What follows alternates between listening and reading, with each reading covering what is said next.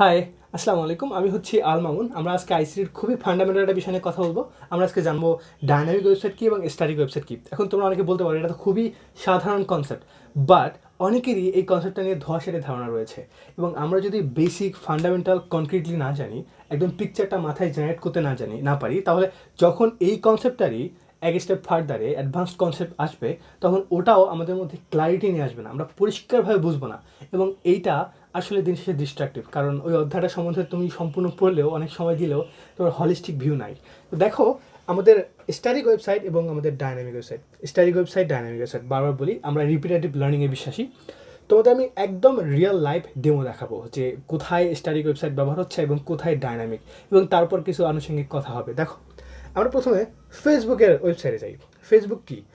এটা হচ্ছে ফেসবুকের ওয়েবসাইট। আমি ব্রাউজ করেছি facebook.com। তোমার ফেসবুক অ্যাপসে না, তুমি ফোনে যে অ্যাপস ইউজ করো অথবা ডেস্কটপ পিসিতে অ্যাপস ইউজ করো, এটা না।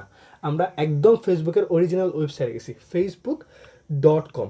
এখন তুমি দেখো যে এই ওয়েবসাইটটাতে অনেক ধরনের পোস্ট রেগুলার আসে। এই এক ভদ্রলোকের পোস্ট, তারপরে দেখো যে আমার কোনো এক বন্ধু এখানে পোস্ট করেছে, কোনো এক স্পন্সার্ড পোস্ট, তাই না? এখন দেখবা এখানে কিন্তু লাইক, কমেন্ট, শেয়ারের অপশন আছে। এখন তুমি যদি এখানে লাইক করো, আমি লাইক করলাম, দেখো একটা লাইক বাড়লো। ইমিডিয়েট তুমি ওয়েবসাইটটার মধ্যে এই কাঠামোটার মধ্যে একটা চেঞ্জ দেখলে না? একটা সাদা জিনিস ছিল, নীল হয়ে গেল। এইটাই যে ইমিডিয়েট তুমি ইন্টারাক্ট করে চেঞ্জ করতে পারছো এবং চেঞ্জ হচ্ছে, এটাই হচ্ছে ডায়নামিক। এটা কোনো স্ট্যাটিক বা যা আছে তাই এরকম কিছু না। তারপর তুমি চাইলে কমেন্ট করতে পারো। এখানে তুমি কমেন্টে ক্লিক করার সঙ্গে সঙ্গে তোমার একটা কমেন্ট অপশন পপ আপ করবে, এবং তুমি যখন ওখানে কিছু লিখবা এবং পোস্ট কমেন্ট ডান করার সঙ্গে সঙ্গে ওখানে কমেন্ট দেখা যাচ্ছে। দেখো তো, ওয়েবসাইটটার মধ্যেই তুমি কাজ করছো না, নাম্বার ওয়ান। নাম্বার টু, ওয়েবসাইটে কোনো কিছু লিখলা, গ্রেট, আমি গ্রেট দিলাম, ডান। এখন আমার এটা কমেন্ট আকারে ওখানে ওয়েবসাইটে শো করাবে।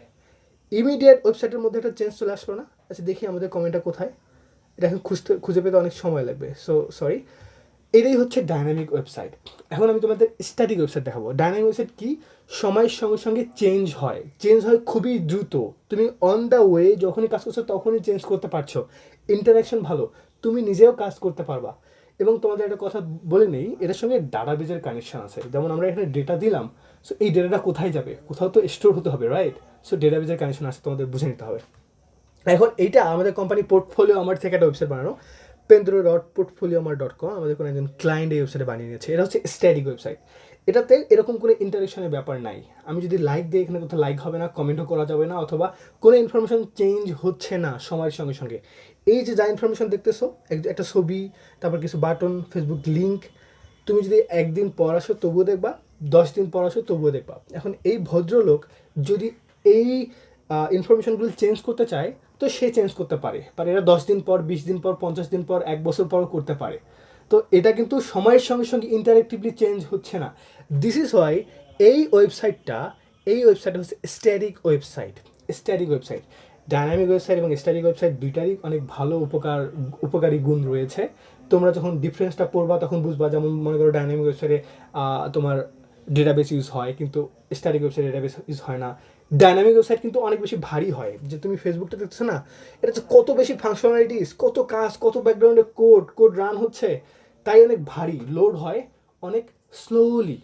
বুঝতে পারছো? একটু স্লোলি, মানে স্ট্যাটিক ওয়েবসাইট থেকে স্লোলি লোড হয়।